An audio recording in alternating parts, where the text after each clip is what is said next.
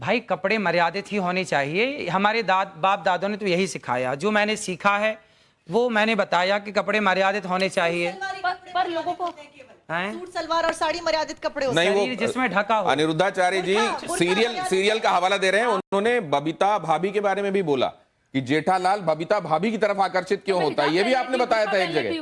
अगर आप कह रहे हैं ना कपड़े ढके हो तो मेरे को तो हिजाब पहन लेना चाहिए, उस हिसाब से हिजाब पहनने की जरूरत नहीं है। वो तो सबसे ढका हुआ होता है। आपने अच्छे कपड़े पहने। नहीं महत्वपूर्ण सवाल है। कोई औरत अगर चली जाए, मैं मर्यादित हूँ, लेकिन आपको मेरा बैकग्राउंड नहीं पता। क्या पता मैं रात को पार्टी करती हूँ, क्या पता मैं शराब पीती हूँ, क्या पता मैं घूमती हूँ, घर ले जाती हूँ। हाँ मैं पीती हूँ। बहुत अच्छा। तो मेरे कपड़ों से आप मेरे कैरेक्टर को जज नहीं कर सकते। तो आपने शराबियों से बात करने बिठा दिया मेरे को आज।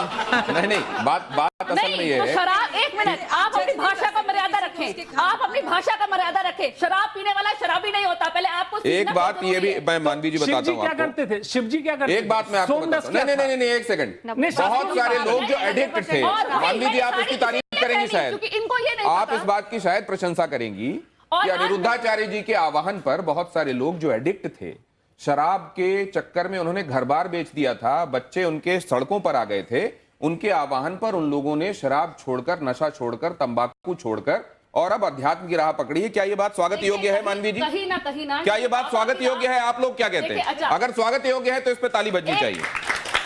क्या मानवी जी, लेकिन एक बात मैं समझना चाह रहा हूं, क्या समाज को मर्यादित रहने के लिए कहना और ये कहना कि आप ठीक लाइन पर चलें, आप ठीक तरीके से रहें, दूसरों से ठीक व्यवहार करें, क्या ये गलत करते हैं अनिरुद्धाचार्य? देखिए, मैं अब जैसे इन्होंने ये मेरे पे बोला तो मैं भी कुछ बोलना चाहती हूँ, उसका जवाब इनसे लेंगे कि कई बाबाओं के धोखाधड़ी के अंदाज भी है कुछ निराले। कोई धर्म के नाम पे ठगे तो कोई क्रिमिनल चार्जेस में फंसे, कोई रेप में पेरोल पाए तो किसी को अननेचुरल सेक्सी भाए। अब इस पे क्या बोलना चाहेंगे? आप जनता फॉलो करती है आपको, तो भगवान ना करे कुछ और निकल आए तो उस पर आप क्या कहेंगे?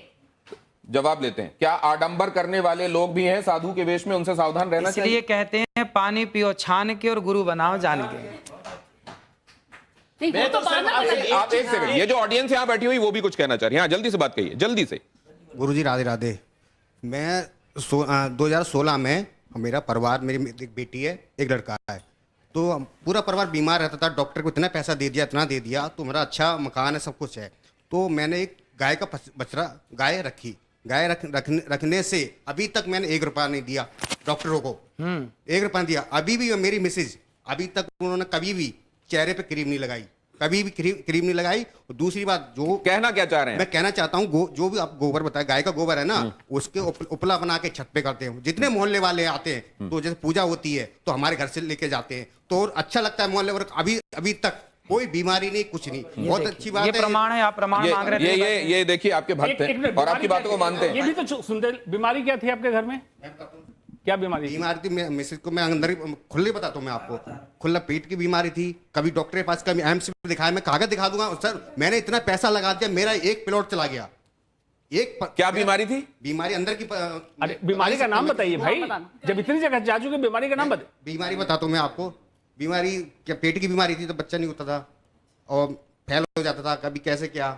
उसके बाद जब गाय रखी तो भगवान कृपा से बहुत कुछ अच्छा हुआ, बहुत अच्छा लगा। और सबको, पूरा मोहल्ला, मैं कहना चाहिए सबको, सबको एक गाय रखना चाहिए घर में। ये मैं एक बात लाइटर नोट पे आपसे जानना चाहता हूं कि जब कोई आपसे भाव विवल होकर ये कह देता है कि गुरुजी मेरे चरणों में आपका कोटि कोटि प्रणाम। हाँ, तो बिल्कुल हमारा तो सबके चरणों में प्रणाम है ही है। राधे राधे गुरुजी। मेरा सवाल आपसे ये है कि आप महापांच पाप के बारे में बात करते हैं, उसमें से एक पाप ये है, जो इंसान मांस खाता है उसके हाथ से पानी नहीं पीना चाहिए, क्योंकि जो उसके हाथ से पानी पिएगा उसी की वाणी बोलेगा। तो अगर हम लोग किसी रेस्टोरेंट या कैफे में जाते हैं, अगर वो वेटर हम लोग को पानी सर्व कर रहा है, हमें क्या पता वो मांस खाता है कि नहीं। इसीलिए तो हमारे बुजुर्ग कह गए बेटा घर पे ही खाओ, घर के बाहर मत खाओ।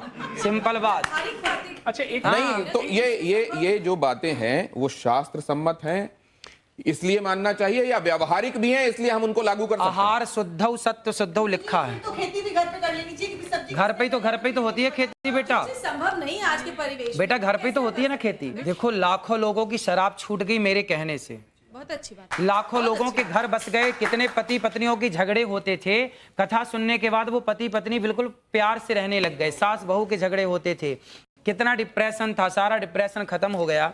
और आज आपको बताऊं कि गौरी गोपाल गुरुकुल में 150 बच्चे पढ़ते हैं। जो बच्चे असमर्थ हैं, माँ बाप जिनको पढ़ा नहीं सकते, जिस किसी की माँ नहीं है, किसी का पिता नहीं है, ऐसे 150 बच्चे वहाँ रहना, खाना, पढ़ना, लिखना सब फ्री है। बच्चियां भी हैं। एक बात और 150 मैं बच्चे पढ़ते हैं आपको वहाँ। देखता हूं कि आप गायों के पैर दबा रहे होते हैं और वो बड़े स्नेह से आपको चाट रही होती हैं, वो भी दुलार रही होती हैं आप। मैंने देखा 400 वृद्धाओं गौ को। माता है, 285 वृद्ध माएं हैं जिनके ये बच्चों ने घर वृद्ध से माएं, निकाल इनके बारे रखा में है। बताएंगे किस किस सोशियो इकोनॉमिक अभी कैटेगरी से आपने आती एक हैं? बात कही थी, गौरी गोपाल गुरु आश्रम में एक वृद्ध माँ है जिनका बेटा अमेरिका में आंखों का बहुत बड़ा डॉक्टर है और वहां उसका हॉस्पिटल है। रहने वाला भारत का है पर अमेरिका शिफ्ट हो गया, अब उसने एक हॉस्पिटल बनाया आंखों का। और विडंबना देखिए कि उसकी माँ गौरी गोपाल में रहती है और उस माँ को भी संयोग से आंखों की दिक्कत है। तो अभी मैंने उन माँ का इलाज कराया और अभी उन माँ की आंखें अब ठीक है, थोड़ा मोतियाबिंद हुआ था, कुछ दिक्कत हुई थी, अब ठीक है। आप कई बातों को गानों के माध्यम से लोगों तक पहुंचा देते हैं और कई बार ऐसे गाने जो लोगों के बीच में बड़े प्रचलित और पॉपुलर रहे हैं, वो फिल्मी भी रहे हैं, आप गुनगुना देते हैं। कुछ ऐसा इनके लिए जरा आप कर देंगे? बड़ी देर से आपकी राह सब देख रहे थे, आपको आने में थोड़ा सा टाइम भी कौन लगा। सा गाना सुना दे? आप जो सुनाते हो और जिसमें कोई मैसेज हो। इतनी कृपा सांवरे बनाए रखना, इतनी कृपा सांवरे बनाए रखना, मरते दम तक सेवा में लगाए रखना, इतनी कृपा सांवरे बनाए रखना, मरते दम तक सेवा में लगाए रखना, इतनी कृपा। ये तो आपने सांवरे के लिए लिखा हुआ भजन, वो जो देशज में लिखा हुआ है वो सुनाया। कोई फिल्मी सुना दीजिए, आप फिल्मी भी सुनाते हैं बहुत। कसम वादे प्यार वफा सब बातें हैं बातों का क्या, कसम वादे प्यार वफा सब बातें हैं बातों का क्या। कोई किसी का नहीं है, झूठे नाते हैं, वहां नहीं गए आप? कोई किसी का नहीं ये झूठे नाते हैं नातों का क्या, कसम वादे प्यार वफा सब बातें हैं बातों का क्या। नहीं, लेकिन आपकी कस्में लोगों की सेवा के लिए, आपके वादे लोगों के लिए, आप आगे भी सेवा करते रहेंगे, वफा उनसे, ये तो सब सच है, हम देख रहे हैं। जरा ये आप तख्ती दीजिए मुझे, यस और नो वाली। जिसकी लाठी उसकी भैंस। ये है, देखिए इसमें क्विक क्वेश्चंस में आपके पास दो ऑप्शंस होंगे, एक तो ये हाँ का ऑप्शन है और दूसरा नहीं का। आपको जो सही लगे वो उठा दीजिएगा। ये इसी में दोनों हैं। आप हिंदी वाला चाहे हिंदी वाला, अंग्रेजी वाला चाहे अंग्रेजी, आपको ये सुविधा है। अब पहला सवाल मैं आपसे कर रहा हूं, इसमें आपको जो सही लगे हाँ या ना वो उठा दीजिएगा। आप दोनों एक ही कर लें तो ज्यादा अच्छा रहेगा। ये जैसे आपका ये हाँ हो गया और इसको नहीं कर लीजिए। अब आपको जो उठाना है वो उठा दीजिएगा, ठीक है? ठीक। इससे आपको पता भी रहेगा कि ये कौन सा वाला है। अखिलेश यादव का कहना है कि मठाधीश और माफिया एक हैं। योगी आदित्यनाथ का कहना है कि बटेंगे तो कटेंगे। क्या ये सही है? बिल्कुल सही है। राहुल गांधी का कहना है कि भारत में कौशल की कमी नहीं है, बल्कि कौशल रखने वालों का यहां सम्मान नहीं होता।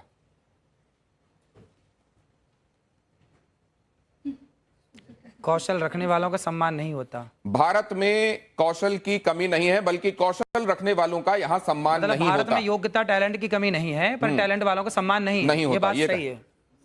क्या देश में जाति आधारित अच्छा, आरक्षण, क्या देश में जाति आधारित आरक्षण खत्म होना चाहिए या नहीं होना चाहिए? जातिगत आरक्षण, भाई ऐसा है कि जो गरीब हैं, जो वास्तविक में गरीब है, चाहे कोई भी हो, सबको आप हाँ या ना में जवाब दे सकते हैं। इसमें जातिगत आरक्षण खत्म होना चाहिए या नहीं होना चाहिए? अनिरुद्धाचार्य जी कह रहे हैं जातिगत आरक्षण खत्म होना चाहिए। वक्फ बोर्ड की मनमानी पर सरकारी लगाम जरूरी है या नहीं है? वक्फ बोर्ड की मनमानी पर सरकारी लगाम जरूरी है या नहीं है? हाँ है। क्या मुस्लिम सोची समझी रणनीति के तहत अपनी आबादी बढ़ा रहे हैं? हाँ, ऐसा हो रहा है। नरेंद्र मोदी के खिलाफ लगातार बयानबाजी होती है। क्या ये ट्रेंड खतरनाक है और जानबूझकर चलाया जा रहा है? देखो, राजनीति के ज्यादा सवाल मेरे से मत पूछो क्योंकि राजनीति मेरे को आती ही नहीं है। राजनीति नहीं आती। ये राजनीति भी शास्त्र इसके संदर्भ में भी बताते हैं। वो जब मैं चाणक्य ने बोला, चाणक्य तो पूरा इसी पे बोल गए। आपके हिसाब क्या से है, यदि मैं राजनीति पे बोलने लग जाऊं, राजनीति करने लग जाऊं ना, तो फिर राजनेता परेशान हो जाएंगे। तो आप इस बारे में क्या कहते हैं? क्या इसलिए नरेंद्र मैं मोदी के चाहता खिलाफ हूं कि अभी टिप्पणियां मैं- जानबूझकर होती? अभी मैं कथा करूं।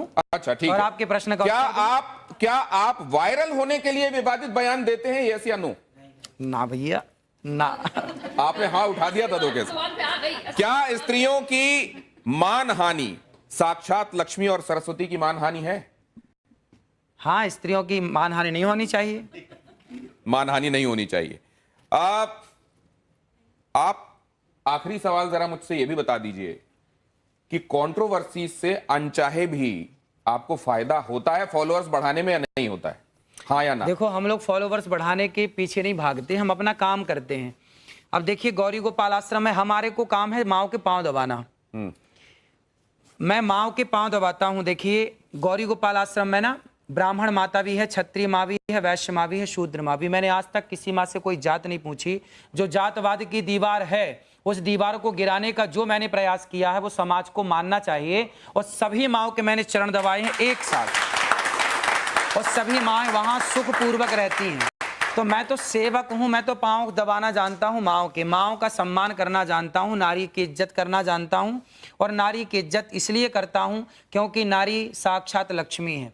अनिरुद्धाचार्य जी के फॉलोअर्स में महिलाओं की भी बड़ी तादाद है। अगर आप देखें, खासतौर से सोशल मीडिया फॉलोअर्स को अगर आप देखें, तो महिलाएं बड़ी तादाद में उसमें हैं। तो एक निवेदन ये भी, महाराज, आप वैसे शास्त्रों का अपने हिसाब से विश्लेषण करने के लिए आप उसके विशेषज्ञ हैं, लेकिन इस तरीके की बातें जो असल में शास्त्र कह रहे हैं, लेकिन व्यवहार में उसका बहुत आप पर रिपरकशन होता है, हो सकता है। क्या आप आने वाले दिनों में उससे गुरेज करेंगे या आपका काम यथावत चलता रहेगा? देखिए, हम तो सीधी बात कहते हैं, अच्छी लगे तो अच्छी है, बुरी लगे तो बुरी है। क्या करें, सीधी बात कहने की आदत है। अब जो सीधी बात कहेंगे तो बुरा लगता है कुछ तो लोगों को। सीधी बात हम कहते रहेंगे, जिसको अच्छा लगता है। नो बकवास, ये तो आपने ऐड भी कर दिया असल में किसी का अनजाने। सीधी ये, लेकिन उन्होंने एक वादा किया आज कि आने वाले दिनों में विषय विशेषज्ञों को, जो सब्जेक्ट के एक्सपर्ट होंगे, उनको जरूर अपने साथ बिठाएंगे और उनकी टिप्पणियां भी लिया करेंगे। मुझको लगता है इसी से बहुत सारा समाधान हो जाने वाला है। बहुत धन्यवाद आप सभी का मेरे साथ आज चर्चा में जुड़ने के लिए।